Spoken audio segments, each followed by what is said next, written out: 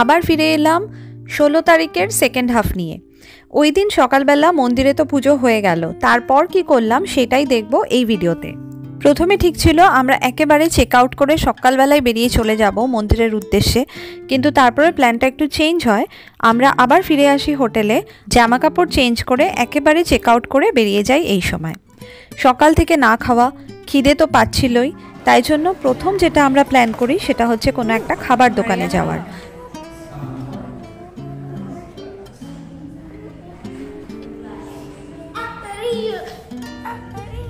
খাবার দোকানের তো অনেক অপশন ছিল, কিন্তু আমরা চুজ করলাম ম্যাকডোনাল্ড।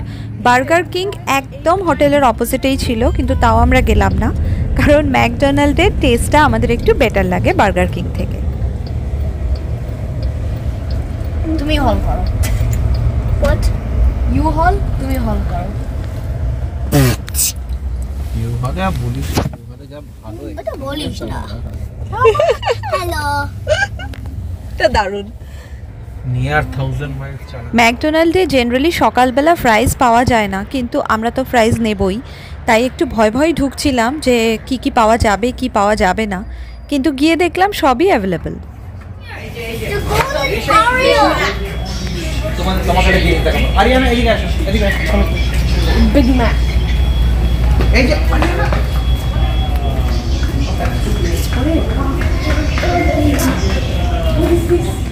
অন্যান্য জায়গার প্লে এরিয়া বলে যে জায়গাগুলো থাকে, সেখানে অ্যাকচুয়ালি ফিজিক্যাল অ্যাক্টিভিটি করার জন্য অনেক জিনিস তৈরি থাকে, কিন্তু এখানে যেটা ছিল সেটা হচ্ছে ভিডিও গেম।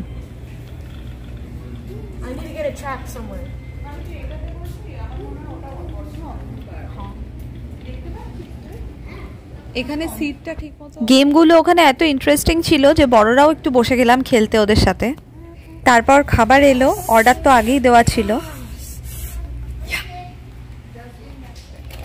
দুটো একসাথে আমাকে একটা চাবিটা দাও। রূপম ওইটাও বিগ ম্যাক। ভাবি ঘুরে বসো।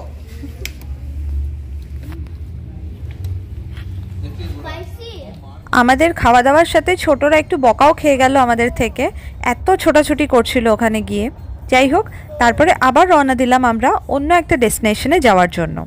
যখন থেকে আমরা এই ট্রিপটা প্ল্যান করেছিলাম, এই দিন পুজোর পরে কোথায় যাওয়া হবে সেটা নিয়ে বিস্তর আলোচনা হয়েছে, কিন্তু কোনো কিছুই ফাইনাল হয়নি।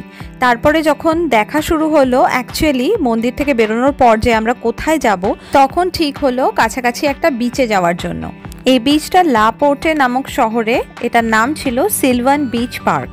আসলে এখানে বেশিরভাগ বিচের পাশেই একটা করে চিলড্রেন পার্ক থাকে, সেই জন্য এই বিচটারও নাম ওই পার্ক দিয়েই শেষ হয়েছে। আমরা ওখানে যাওয়ার পথে প্রথমে হিউস্টন ডাউনটাউনের মাঝখান থেকে গেলাম, আর তারপরে যেটা পড়লো সেটা হচ্ছে ডান দিকে আর বাঁ দিকে প্রচুর প্রচুর অয়েল রিফাইনারিজ। এই জিনিসটা আমরা আগেরবারও যখন গেছিলাম তখনও দেখেছিলাম। যখন আমরা গ্যালভেস্টন গেছিলাম তখন যদিও আমরা রাত্রির বেলা দেখেছিলাম, সেজন্য ভালো করে বোঝা যায়নি। দিনের মধ্যে আরও সুন্দর লাগছিল এই জায়গাগুলো। কোনো চিমনিতে আগুন দেখা যাচ্ছে, কোনোটাতে ধোয়া, আর এই স্ট্রাকচারগুলোরও শেপ ছিল কোনোটা হাফ রাউন্ড, কোনোটা আবার ফুল রাউন্ড।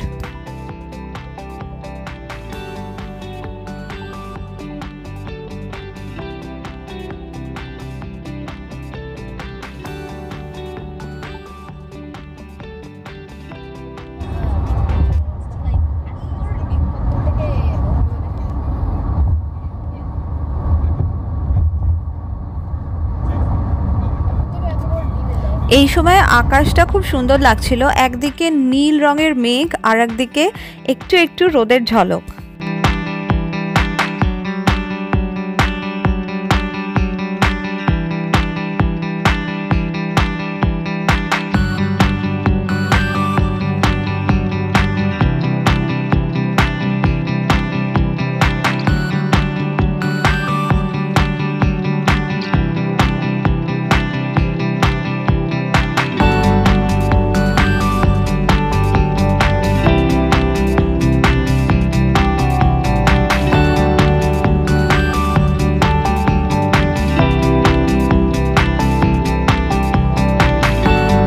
এই বিচের কাছাকাছি যে বাড়িগুলো ছিল সেগুলো খুব কালারফুল আর ডিফারেন্ট ডিজাইনসের ছিল।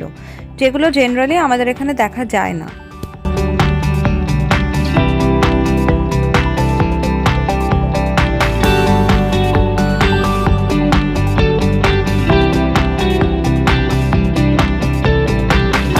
এই বিচটা একদম অন্যরকম ছিল, মানে সমুদ্র সৈকত বলতে আমরা যেটা বুঝি সেটা হচ্ছে পুরো বালিই থাকবে, আর এমনি এই ধরনের ফুলের গাছটা সেভাবে থাকবে না। কিন্তু এখানে যেটা ছিল যে বালি খুব কম জায়গায় ছিল, তারপরে যেটা ছিল সেটা হচ্ছে পুরো ঘাস। সেখানে বসার জন্য আলাদা করে বেঞ্চও বানিয়ে রাখা ছিল, যেখানে অনেকেই বসে পিকনিকও করছিল। এখানে প্রচুর প্রচুর লোক মাছ ধরতে আসে। এই বিচটার ব্রেথটা খুবই কম কিন্তু লেন্থটা অনেক বড়, মানে আমরা খুব কম জায়গায় হেঁটেছি, একটা জায়গায় মোটামুটি দাঁড়িয়েছিলাম বা দেখছিলাম সমুদ্রটাকে। সেখান থেকে সমুদ্রের ধারে বসার জন্য আমরা চেয়ার সেদিন ক্যারি করিনি আমাদের সাথে, আর যেটা ছিল পাতার জন্য সেটা অ্যাকচুয়ালি পেতে বসার মতো সেরকম জায়গা ছিল না, যেহেতু ওই বালির জায়গাটা খুবই কম। এটা একটা ফিশিং পিয়ার ছিল যেটা অলরেডি বন্ধ হয়ে গেছে, মানে ভেঙে গেছে।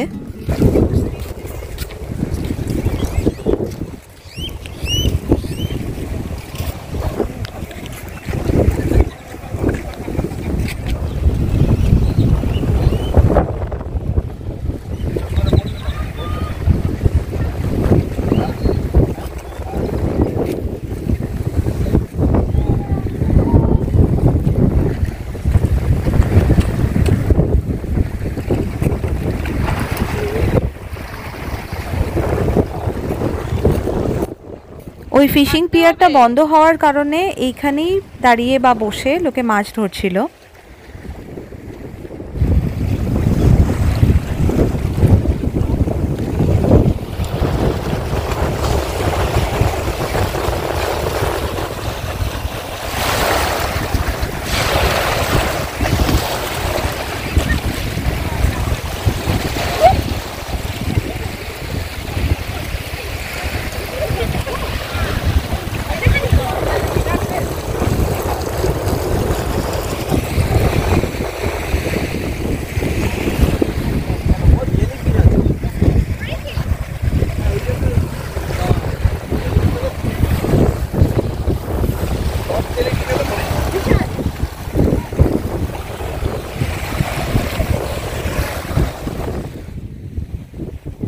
সেদিন জলে নামার তো কোনো প্রশ্নই ছিল না। নভেম্বর মাস পড়ে গেছে, একটু একটু ঠান্ডা পড়তে শুরু করেছে, প্লাস মেয়ের সারা সপ্তাহ জ্বর ছিল, তাই জলে নামা তো যাবেই না।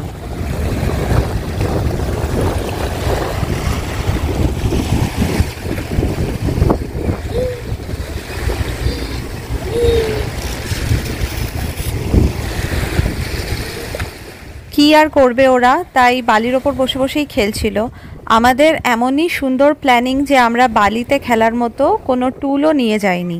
যাই হোক, কাঠি জোগাড় করে প্লাস হাত দিয়ে বালি নিয়ে ঘাটছিল, আর কি করা যাবে।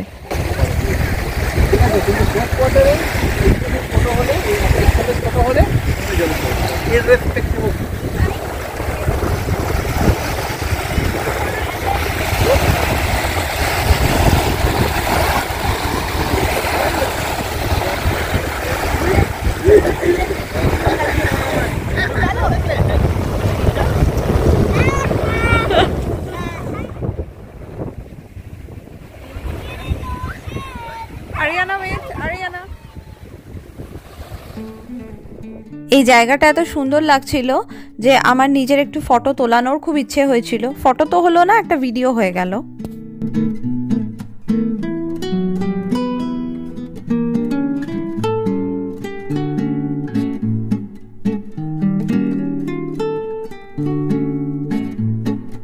আমার মেয়েও একটু ডান্স করে নিল ওখানে দাঁড়িয়ে।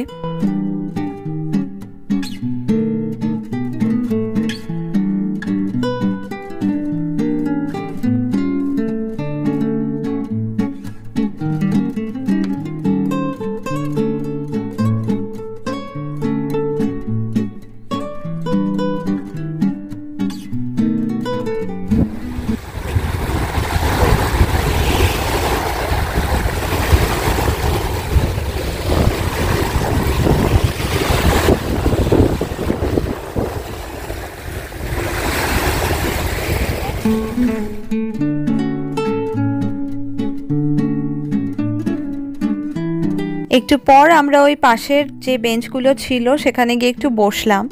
প্ল্যান করা শুরু হলো যে নেক্সট আমরা কোথায় খেতে যাব, কারণ ততক্ষণে মোটামুটি বিকেল হওয়ার উপক্রম হয়েছিল আর আমাদের একটু একটু খিদেও পাচ্ছিল। তখন ওখানে বসে বসে আমরা একটা তেলের জাহাজও দেখলাম। খেতে যাওয়ার জায়গা তো ঠিক হলো, কিন্তু চিলড্রেন পার্ক যে এত কাছে, বাচ্চাদের খেলতে তো একটু দিতেই হতো, সেই জন্য প্রথমে আমরা সেখানেই গেলাম।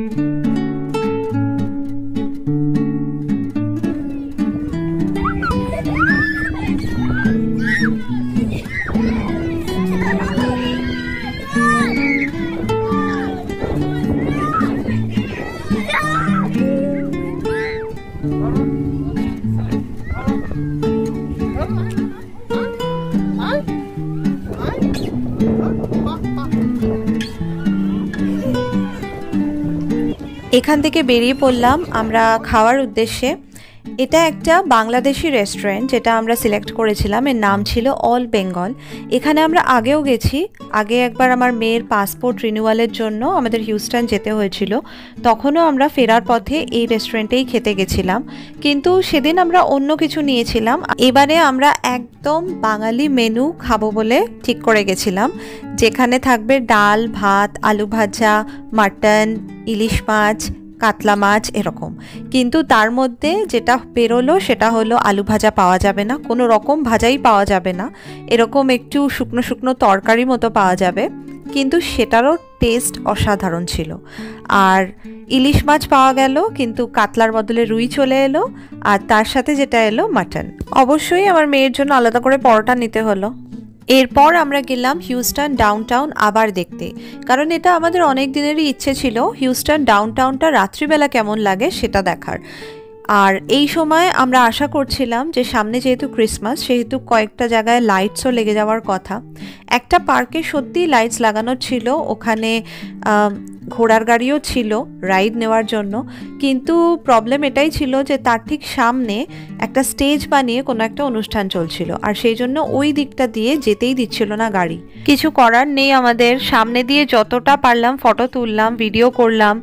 এই গাছগুলো পুরোপুরি লাইট দিয়ে ঢাকা ছিল, এছাড়াও এরকম একটা স্ট্রাকচার বানানো ছিল।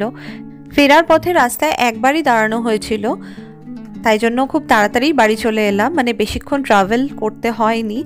আর বাড়িতে ঢুকতে ঢুকতে সেদিন 12টা বেজে গেছিলো। আমাদের এই ট্রিপটা এখানেই শেষ হলো, আমি এই ভিডিওটাও এখানেই শেষ করছি। এটা দেখার জন্য অনেক অনেক ধন্যবাদ।